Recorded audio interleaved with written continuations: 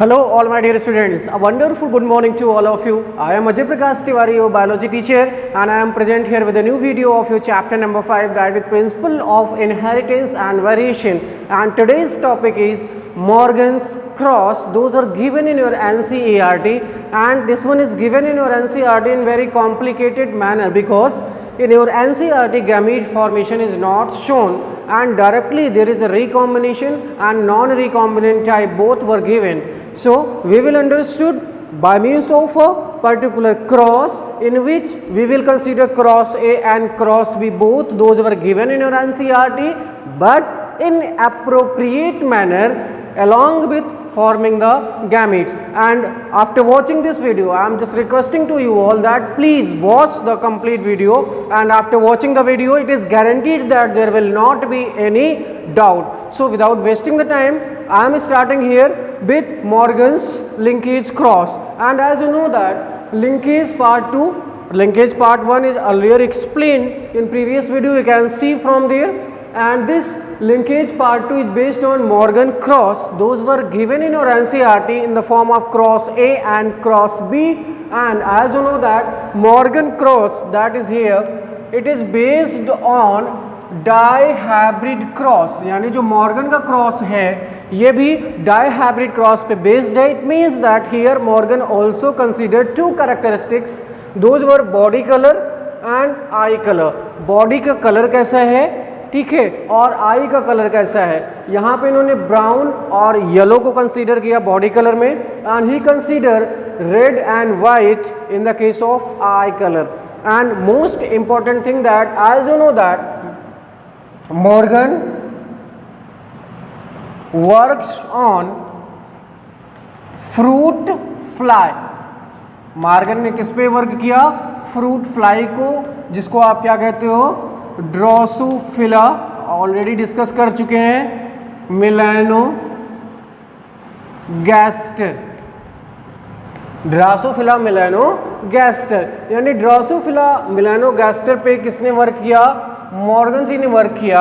And on the basis of his work on fruit fly और drosophila melanogaster, Morgan carried out two cross A where two genes were closely linked and cross B where there was proper distance between the two genes. It means that यहाँ से अगर हम consider करें तो cross ए में इन्होंने क्या consider किया, क्रॉस ए में इन्होंने कुछ इस तरह की सिचुएशन ली where both the genes A and B, अगर मान के चलते दो जीन यहाँ क्रोमोसोम पे थे तो एक दूसरे के बहुत नजदीक थे. क्रॉस बी में इन्होंने क्या किया बेटा, in cross B there was a cross but there was a proper distance between two genes. इस तरह के जीन को इन्होंने क्या बताया, ये लिंक्ड जीन है, और इस तरह का जीन को बताया गया ये नॉन लिंक्ड जीन है. मैं आपको कल भी बता चुका हूं. So these were linked gene. If two genes were closely related to each other and we can say that they were linked, they will inherit together into the gametes as well as into the offspring. It means that here there is very less chance of crossing over, or we can say that recombination.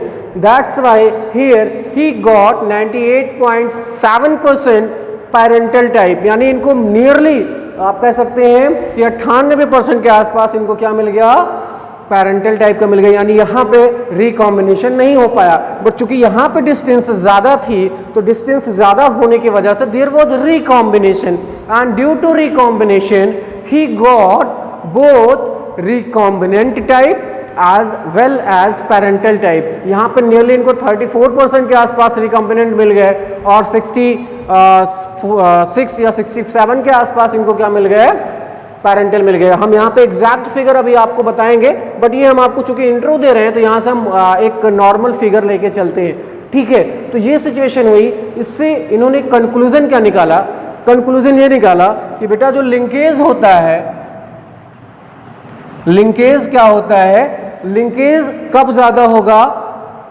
जब recombination कम होता. अगर recombination कम है तो वहां पे linkage है, high है. अगर रिकॉम्बिनेशन ज़्यादा है, रिकॉम्बिनेशन तेजी से हो रहा है, कब होगा? जब जीन के बीच में डिस्टेंस कम है तो वहाँ पे लिंकेज कम हो जाएगा। यानी लिंकेज और रिकॉम्बिनेशन एक दूसरे पर डिपेंडेंट है। कैसे? अगर high recombination then low linkage, if high linkage then low combination, recombination we can say that. So this is all about the cross. अब हम यहाँ से बेटा आपको बताएंगे कि वो क्रॉस कैसे इन्होंने परफॉर्म किया। आपको आराम से बहुत ध्यान से ये वीडियो देखना है, अंत तक देखना है, और देखने के बाद आपको समझ में आएगा, इसकी मैं गारंटी लेता हूँ। यानी यहाँ से हम क्या देख सकते हैं बेटा? Recombination is, we can the see here, recombination is inversely proportional to, recombination is inversely proportional to linkage। मैं आपको पहले भी बता चुका हूं कि लिंकेज और कौन, रिकॉम्बिनेशन क्या है? इनवर्सली प्रोपोर्शनल है। यानी अगर लिंकेज ज्यादा है तो रिकॉम्बिनेशन कम होगा, और रिकॉम्बिनेशन अगर ज्यादा है तो लिंकेज कम होगा। एक और यहां से देखिए कंक्लूजन क्या निकाला मॉर्गन ने, linkage is also inversely proportional to independent assortment and distance। यानी कहने का मतलब क्या है? डिस्टेंस अगर ज्यादा है तो लिंकेज कम होगा। If there is independent assortment it means that there is no linkage. अगर इंडिपेंडेंट असॉर्टमेंट हुआ तो लिंकेज नहीं है, अगर डिस्टेंस ज़्यादा है तो भी लिंकेज की वैल्यू कम हो जाएगी। यानी इंडिपेंडेंट असॉर्टमेंट लिंकेज का उल्टा होता है। यानी जहाँ पे इंडिपेंडेंट असॉर्टमेंट वहाँ पे लिंकेज नहीं, जहाँ पे लिंकेज वहाँ पे इंडिपेंडेंट असॉर्टमेंट नहीं। एंड इफ टू, यहाँ से देखिए, if distance between two gene increases then chance of recombination also increases, decreasing the possibility of linkage. तो ये कुछ जनरल से इंट्रोडक्शंस थे बेटा जो आपको दिए गए। All these were also explain in earlier videos, तो वहां से जाके आप और डिटेल में इसको देख सकते हैं। क्योंकि ये वीडियो पर्टिकुलर आपको क्रॉस के लिए रखा गया है। अब हम आते हैं आपके मेन जो टॉपिक है क्रॉस की तरफ। ठीक है, क्रॉस कंसीडर करने से बेटा आप यहाँ पे एक नोट देखें, all the genes are present on X chromosome. यानी जो भी लिंक्ड जीन है वो सभी के सभी कहाँ हैं? X क्रोमोसोम पे प्रेजेंट हैं। इस वजह से इसको हम क्या कहते हैं? Sex linkage. Hence also called sex linkage. इसको हम सेक्स लिंकेज भी कहते हैं क्योंकि Y क्रोमोसोम पे कोई भी लिंक्ड जीन नहीं होता है। जितने भी लिंक्ड जीन हैं सभी के सभी कहाँ होते हैं? X क्रोमोसोम पे होते हैं। सो बेटा ये एक जनरल टर्मिनोलॉजी है जिसको आपको याद रखना है। अगर आपको ये याद नहीं हुआ तो क्रॉस समझ में नहीं आएगा बेटा। कितना याद रखना है? 2 कैरेक्टर कौन कौन से हैं? ठीक है, बॉडी कलर ब्राउन और येलो है, आई कलर रेड और वाइट है। ब्राउन जो डोमिनेंट फॉर्म में है उसको हम यहाँ पे कैपिटल लेटर से ना रिप्रेजेंट करके प्लस साइन से रिप्रेजेंट कर रहे हैं। क्लियरली मेंशन है आपके एनसीईआरटी में, Y plus brown, W plus red. यानी जहाँ पे भी प्लस लगा होगा वो डोमिनेंट है, और जो नॉर्मल होगा जहाँ पे प्लस नहीं लगा होगा वो रिसेसिव है। इसी को मान के अब हम आपका क्रॉस कराते हैं। ओके बेटा, तो क्रॉस कराते हैं। ये हमारा है क्रॉस ए। ठीक है, यहाँ पे सबसे पहले फीमेल को कंसीडर करेंगे। फीमेल मान के चलते हैं this is a chromosome. Chromosome में ये आपको सिचुएशन दिखाएगी, कुछ मेंशन नहीं है एनसीईआरटी में। This one is known as what? Centromere. There are 2 genes here, gene number A and gene number B. We can say that ये दोनों एक दूसरे से क्लोजली लिंक्ड है, रिलेटेड है, बहुत नज़दीक है। एक को आप क्या कहते हो? Capital Y, means that Y लिख सकते हैं हम, और एक को डब्लू। चूंकि ये फीमेल है इसके पास कितने क्रोमोसोम्स होंगे? 2x क्रोमोसोम होंगे, क्योंकि सेक्स डिटर्मिनेशन सेम ही होता है बेटा। मैं आपको पहले भी बता चुका हूँ जब इंट्रोडक्शन दे रहा था। यहाँ पे फिर से वही सिचुएशन, यानी वाई डब्लू। ये हैं कौन? These are the females. हैं कैसी? These are, yellow and white. Okay, इनका क्रॉस हम करा रहे हैं किससे? मेल से। मेल के पास आप सभी को पता है क्या कहानी है। This one is X chromosome, this one is centromere, these are the two genes से Y प्लस W प्लस, और दूसरा वाला इसका कौन सा क्रोमोसोम है बेटा? Second one is just Y chromosome, this one is X chromosome, this one is Y chromosome. Combination इनका जो है वो क्या दिखा रहा है? Wild type. वाइल्ड टाइप, इसका मतलब क्या हुआ? ये कैसे हैं? वाइल्ड टाइप मीन्स दैट ये कैसे हैं बेटा? ब्राउन, और ब्राउन के साथ साथ क्या है? ये रेड है। ठीक है बेटा, इतना आपको समझ में आ गया। इन दोनों के बीच में क्रॉस कराएंगे। ये कहानी कहाँ थी? पी जनरेशन में थी। ओके, अब आपको पता है कि पी जनरेशन के बाद क्या होता है? गैमीट का फॉर्मेशन होता है। लेकिन चूंकि गैमीट आपके एनसीईआरटी ने बनाया नहीं है तो चिंता मत करो, मैं यहाँ से आपको गैमीट बना के दिखा रहा हूँ ना। ये आपने सिचुएशन कंसीडर करी। This one is just for yellow and white. Yellow and white means that they are in recessive form, these are in dominant form, those are brown and red. These were the combination of females and these are the combination of male. Now there will be formation of gametes, so let's form the gamete. Okay बेटा, तो यहाँ से gamete बनाओ। यहाँ पे भी gamete बनेगा कि नहीं बनेगा? यस बनेगा बेटा। अब यहाँ पे कितने गैमीट्स बनेंगे? 2। Here there will be formation of 1 gamete, क्योंकि देखिए दोनों X क्रोमोसोम पे क्या अरेंजमेंट है? Y और W का, जबकि एक के पास यहाँ ये वाला अरेंजमेंट है, दूसरे के पास कोई भी नहीं है, तो हमें X Y यहाँ पे 2 बनाना पड़ेगा, जबकि हम यहाँ पे केवल 1 बनाएंगे। वो एक कौन सा होगा? Let's consider, okay, this one is centromere. Okay बेटा, एक जगह पे क्या होगा? Y, दूसरी जगह पे क्या होगा? W। This one is just representing the gametes, and as you know that gametes are always kept in circle or box. यहाँ पे क्या possibility है? पहली, the first gamete will be here, ये centromere हो गया। ठीक है, let's consider first, ये Y plus W plus। Okay, second possibility आपका Y क्रोमोसोम है जिसके पास कुछ भी नहीं है, देयर इज नथिंग। किसके पास? Y क्रोमोसोम ये वाला ऐसे का ऐसे है, और इसके पास ये कॉम्बिनेशन यहाँ से मिला बेटा। ठीक है, आप क्या कराओगे? इनके बीच में क्रॉसिंग। तो first possibility that this cross with this. ठीक है, second possibility this one cross with this one. तो अब पॉसिबिलिटीज क्या बनेंगी? If this crosses with this one, एक ये रहेगा, दूसरा ये बन जाएगा। देखो यहाँ से, बहुत ध्यान से देखना बेटा। Let's consider this one is normal, मान के चलते हैं ये वाला है, तो हियर ये है Y, this one is W again. अब जो ये मेल से आ रहा है, फिर से वही पॉसिबिलिटी, क्या आया? Y plus and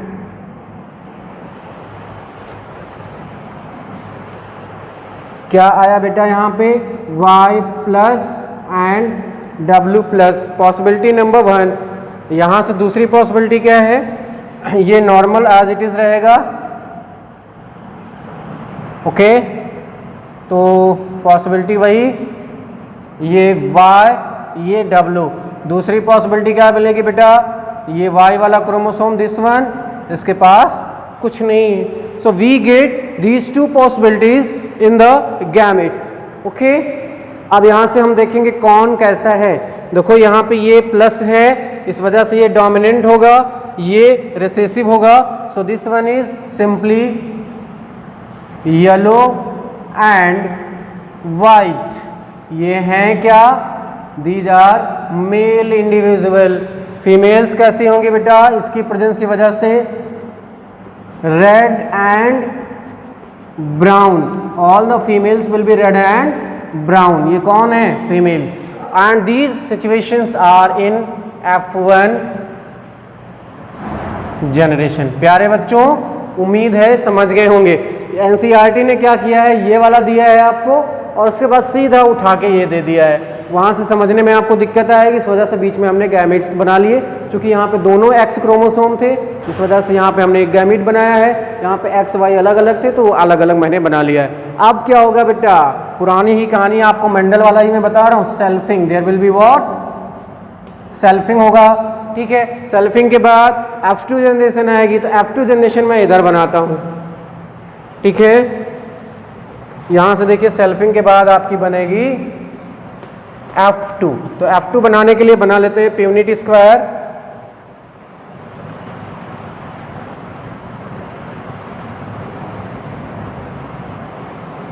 one, to, ठीक है, 3, वन मोर, 4। ठीक है, चूंकि कभी भी अगर F2 जनरेशन आती है बेटा तो गैमेट्स तो बनते ही है ना, तो हम यहाँ से देखेंगे गैमेट्स बनाएंगे। टोटल गैमेट्स यहाँ कितने बनेंगे, 4 गैमेट्स। और यहाँ पे कितने गैमेट्स बनेंगे बेटा, 2 गैमेट्स। ठीक है, चूंकि इसके पास कुछ नहीं है तो ये कुछ खास नहीं कर पाएगा। इसी के पास जो भी कॉम्बिनेशन है तो 2 गैमेट यहाँ बनेंगे। यहाँ पे दोनों के पास है एक्स एक्स के पास, तो 4 गैमेट्स बनेंगे। तो इधर हम देखेंगे, we will consider here male and we will consider this side female. Okay बेटा, तो सबसे पहले हम गैमेट्स बना लेते हैं। सबसे पहले गैमेट्स बनाएंगे हम किसका, फीमेल्स का। Here there are 2 possibilities. One possibility is here that gametes have Y and W as it is. Second possibility has that gametes will have Y plus W plus both. Third possibility is here, one have normal Y and second have W plus, and fourth possibility is here that next has normal W and Y plus. यानी एक बार ये normal, दूसरी बार ये normal, एक बार Y plus और एक बार W plus. There will be 4 gamete formation. बनाते हैं, क्या बताया, सबसे पहले आपको नॉर्मल वाला मिलेगा बेटा। So we will make here normal. Normal में आपको क्या दिखेगा, ये है आपका chromosome, this one, and there will be arrangement of gene. First Y, second W। Second possibility आपको क्या मिलेगी यहाँ से, लेट्स मेक इट, ये मिला आपको सेकेंड पॉसिबिलिटी। वही पुरानी कहानी, यानी Y plus W plus. Third possibility, अब यहाँ से देखें आप, नॉर्मल वही क्रोमोसोम, वही सेंट्रोमियर, अगेन 2 जीन्स। ये यहाँ पे अगर Y प्लस हो जाए तो W नॉर्मल होगा। और यहाँ पे क्या पॉसिबिलिटी होगी, यहाँ पे देखिए Y प्लस था तो ये हो जाएगा Y normal and W plus. So all these are the 4 female gametes. यहाँ से देख सकते हैं। Let's make the male gametes. First possibility is here that Y, ये यहाँ से देखिए कहाँ है आपका, this one, Y W। Second possibility कुछ नहीं, Y क्रोमोसोम ऐसे खाली पड़े हैं, बेचारे बेरोजगार हैं। ठीक है, अब इनके बीच में क्रॉसिंग करा लो तो यहाँ से क्या बनेगा, दूसरा ये हो गया आपका। जीन्स का अरेंजमेंट देखते हैं यहाँ से, देखो ये Y है, ये भी Y, तो Y W again Y W। First possibility. Second possibility, let's consider it again, one chromosome another chromosome, centromere यहाँ से देख सकते हैं, 1 2 1 2 जीन्स हैं। पहली पॉसिबिलिटी यहाँ से देखो Y प्लस W प्लस, दूसरी पॉसिबिलिटी ये वाली Y and W। Third possibility, let's do it quickly, chromosome centromere 1 2, chromosome centromere 1 2, ये सभी जीन्स है। इनका और इनका कराओ बेटा। तो पहली पॉसिबिलिटी क्या है, यहाँ से देखो Y प्लस एंड W। ठीक है, अब दूसरी पॉसिबिलिटी क्या है, Y and W। Let's consider this one, chromosomes ये हैं और फिर से ये क्रोमोसोम्स हैं।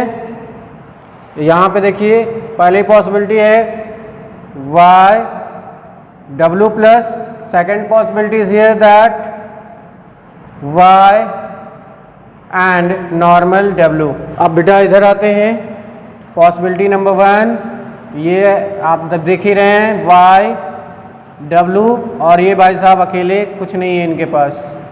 Let's consider this again, Y plus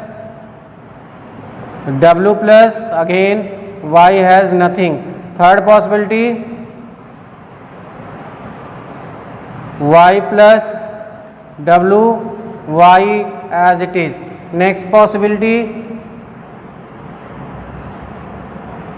Y वैसे का वैसे रहेगा, Y एंड W प्लस। ठीक है, अब यहाँ पे कॉम्बिनेशन देखते हैं। यहाँ पे देखो ये कैसा होगा बेटा, सभी के सभी क्या हैं, रिसेसिव हैं, इस वजह से ये क्या होगा, इसको हम कहेंगे yellow and white. This one is yellow and white. यहाँ पे देखो सबके सब डोमिनेंट हैं, इस वजह से ये क्या होगा, ब्राउन एंड रेड। देखो वाई प्लस है तो ब्राउन, और कैसा होगा, white. This one yellow and red. ठीक है, ये भी वही yellow white, brown red, brown white, yellow red. Conclusion का निकल गया बेटा इस क्रॉस का, parental type, recombinant type. Parental type 98.7% and recombinant type 1.3%।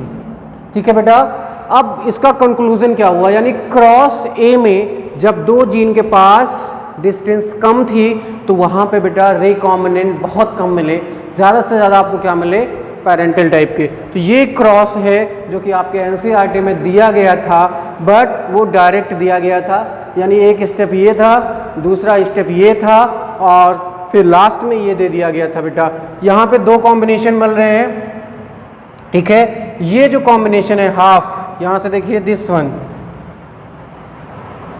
यहाँ से इधर 4 जो आपको मिल रहे हैं, ऑल दीज 4 ये आपको दिख रहे हैं parental type. These are what, parental type. Okay बेटा, और ध्यान इसके नीचे जो भी है, all these are recombinant type. One more important thing, ये जो इधर आपको दिख रही हैं ये पूरी की पूरी हाफ लाइन में, इनको हम क्या कहेंगे, ये सभी क्या हैं,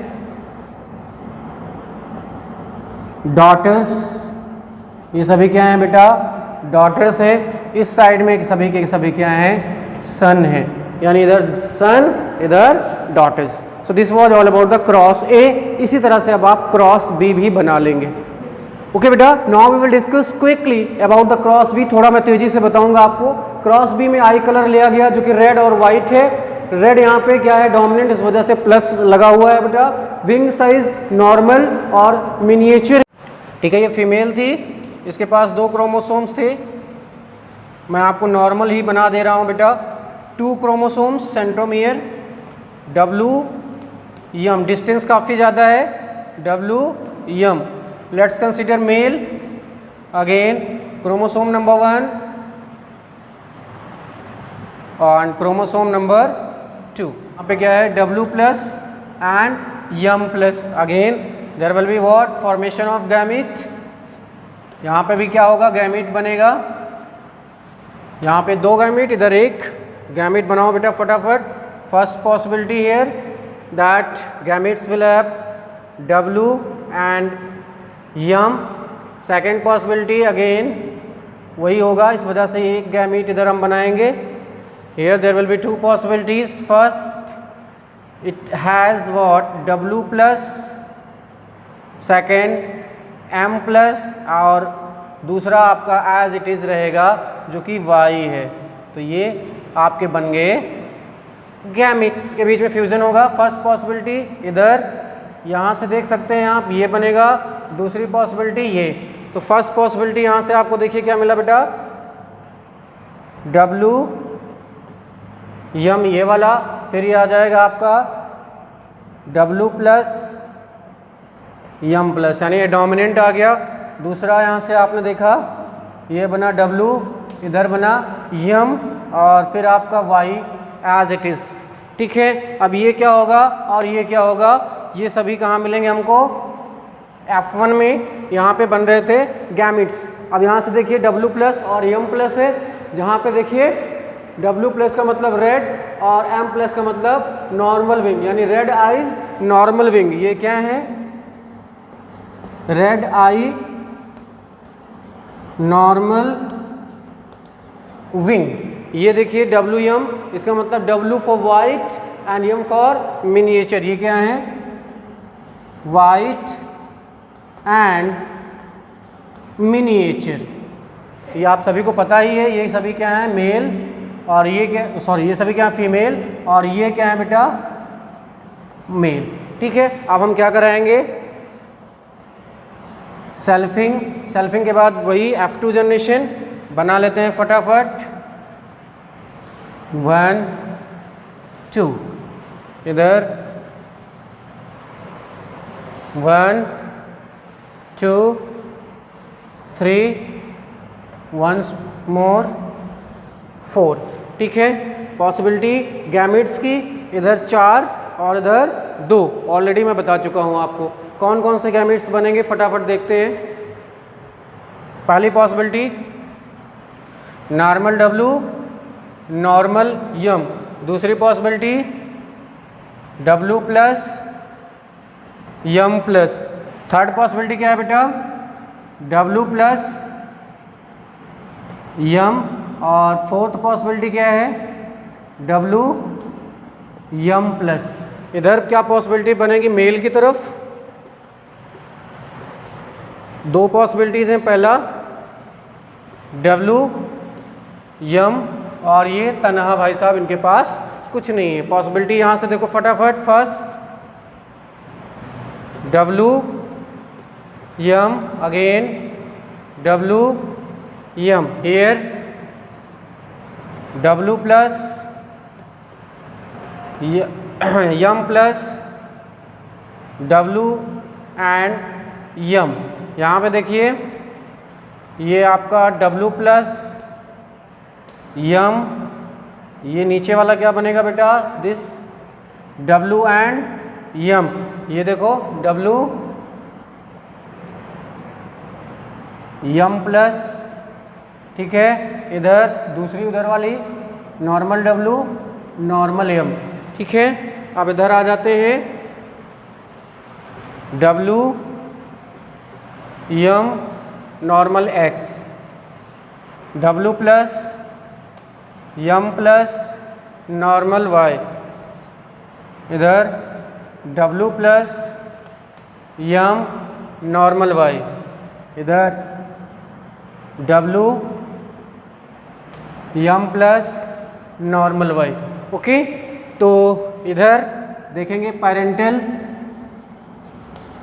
इज इक्वल टू कितने हैं और रिकॉम्बिनेंट कितने हैं। पेरेंटल और रिकॉम्बिनेंट, पेरेंटल आपको मिलेंगे 62.8 और इधर मिलेंगे ये 32.2। ठीक है, इधर क्या मिलेंगे बेटा, सॉरी 62.8%, ये आपको क्या मिले 32.2%।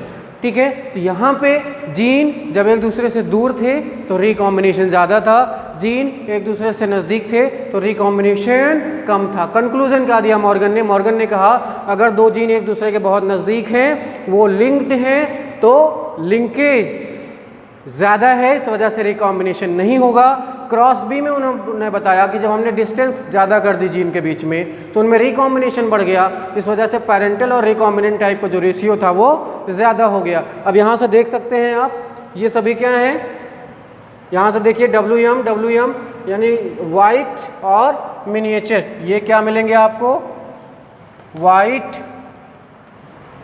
मिनिएचर मिल जाएंगे। यहाँ पे देखिए W प्लस M प्लस यानी W plus for red and M plus for normal, यानी red and normal wing, red और नॉर्मल।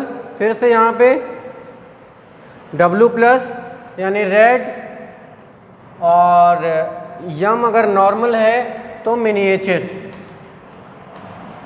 और यहाँ से देखिए अब M प्लस है और W नॉर्मल है, अगर W नॉर्मल है यहाँ से तो वाइट, और M प्लस है इस वजह से M प्लस का मतलब यहाँ से देखो आप नॉर्मल। ओके बेटा, सो this was all about the Morgan cross. उम्मीद है आप अच्छे से समझ गए होंगे। अब यहाँ से हम देख लेते हैं कुछ लास्ट में फैक्टर कौन कौन से हैं जो लिंकेज को अफेक्ट करते हैं और लिंकेज का इंपॉर्टेंस क्या है। ओके बेटा, लास्ट में देखिए factors affecting linkage, factors affecting linkage, यानी सबसे बड़ा फैक्टर होता है बेटा एज, एडवांसिंग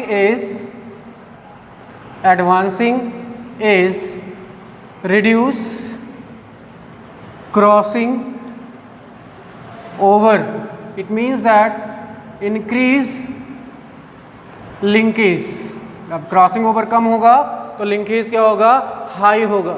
दूसरा बेटा टेम्परेचर, ठीक है, यहाँ से देखिए rise in temperature, rise in temperature increases crossing over, hence linkage